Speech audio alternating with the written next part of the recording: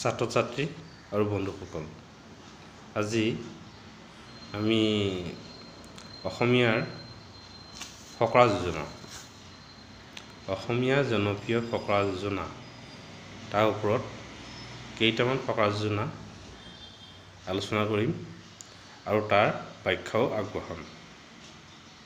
এয়া আমাৰ অসমীয়াৰ ছাত্ৰ ছাত্ৰীসকলৰ বাবে উপযোগী হ'ব আৰু এনেও আমি জানিব লাগে। সেয়েহে সকলোৱে মন দি শুনি বুজিবলৈ চেষ্টা কৰিবা। প্ৰথম ফকৰা যোজনা, অগ্নি ব্যাধি ঋণ, এই তিনিৰ নাৰাখিবা চিন। আমাৰ এইটো সমাজত প্ৰচলিত, অগ্নি ব্যাধি ঋণ, এই তিনি নাৰাখিবা চিন।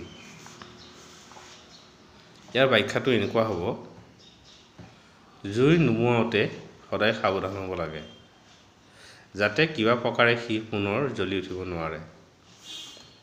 কাৰণ সামান্য ফিৰিঙঠি এটা পৰাও একোটা ডাঙৰ অগ্নিকাণ্ড ঘটিব পাৰে।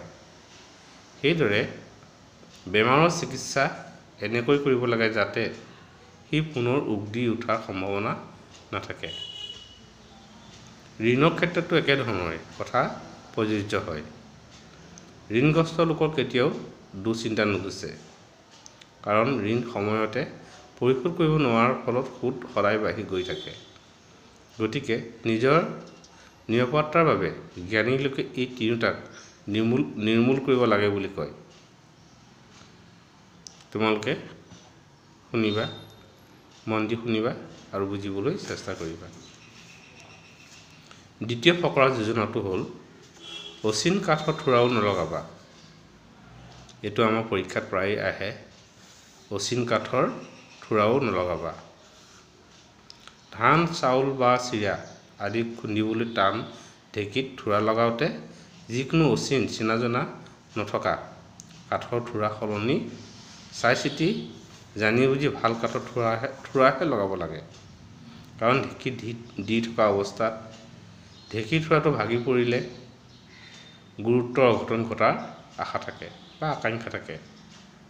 এতেকে ভালদৰে পৰিচিত নোহোৱালৈকে কোনো অচিনাকি লোকক বিশ্বাসত ল'ব নালাগে বা তেওঁলোকৰ সৈতে সম্বন্ধও পাতিব নালাগে, নহ'লে বিপদত পৰা আকাংক্ষা থাকে।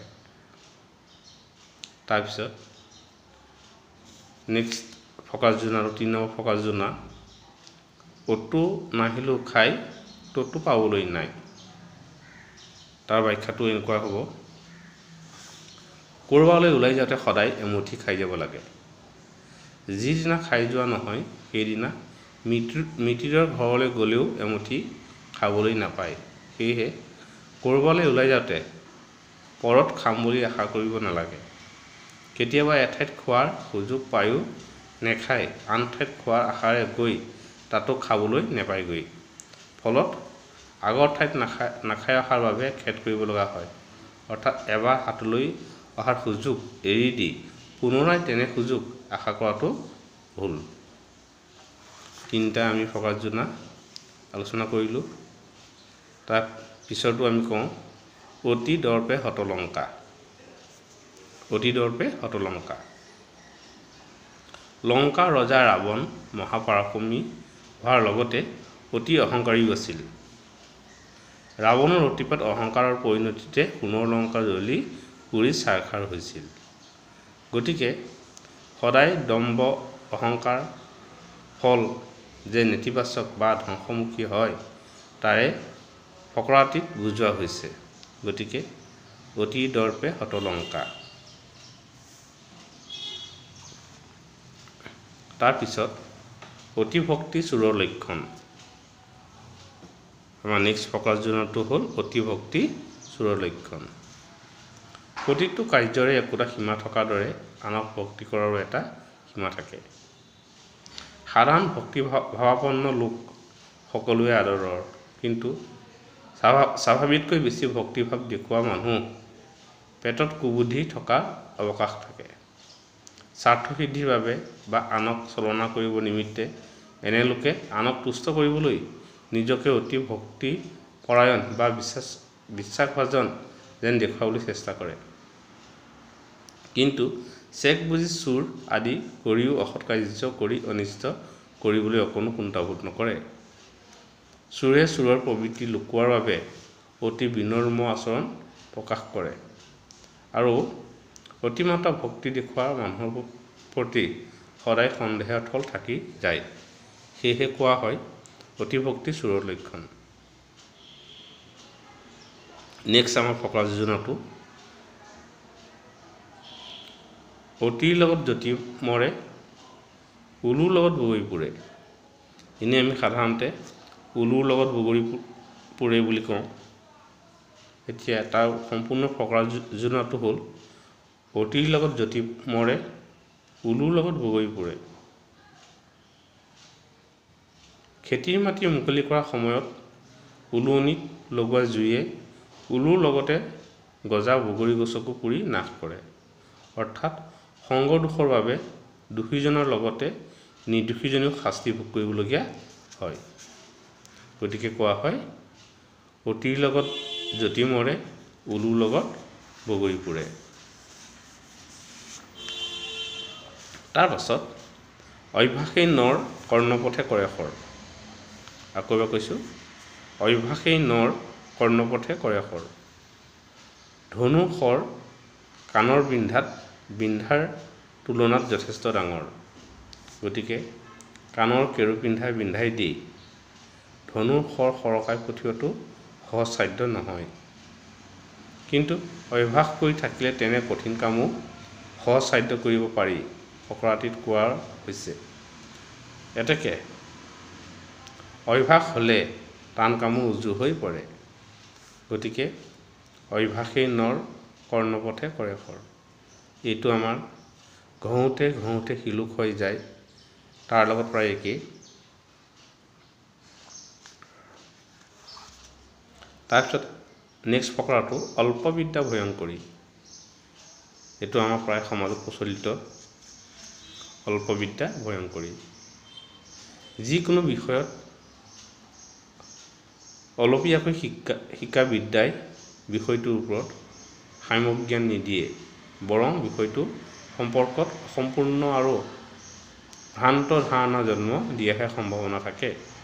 সেয়েহে অলপীয়া শিক্ষাৰ আধাৰত কৰা কাৰ্যই অনৰ্থহে ঘটায় বুলি ফকৰাটোত কোৱা হৈছে। তাৰ পিছৰটো অতি গুৰুত্বপূৰ্ণ, তোমালোকে মন দি শুনিবা, বিশেষকৈ ছাত্ৰ ছাত্ৰীসকলে। আঁঠুৱা চাই ঠেং মেলা।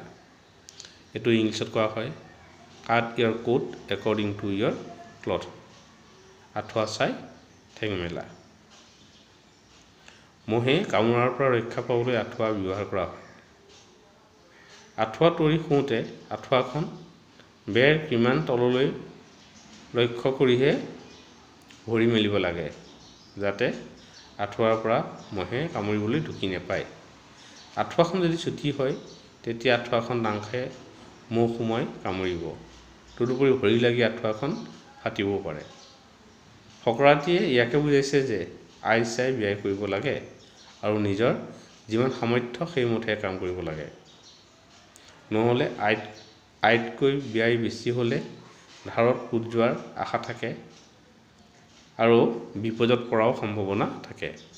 সেইকাৰণে কোৱা হয় আঁঠুৱা চাই ঠেং মেলা বা cut your coat according to your cloth. আঁঠুৱাৰ তলৰ মহ। নেক্সট ফকৰা যোজনাটো হ'ল আঁঠুৱাৰ তলৰ মহ। মহ একেবাৰে ক্ষুদ্ৰ প্ৰাণী। মহ একেবাৰে ক্ষুদ্ৰ প্ৰাণী বা জীৱ। আঁঠুৱাৰ ভিতৰত সেই ক্ষুদ্ৰ প্ৰাণীটো সোমালে মাৰিবলৈ অলপ কষ্ট নহয়। অৰ্থাৎ দুৰ্বলী বা সৰু লোকক অনায়াসে বশ কৰিব পাৰি। সেয়েহে কোৱা হয় আঁঠুৱাৰ তলৰ মহ।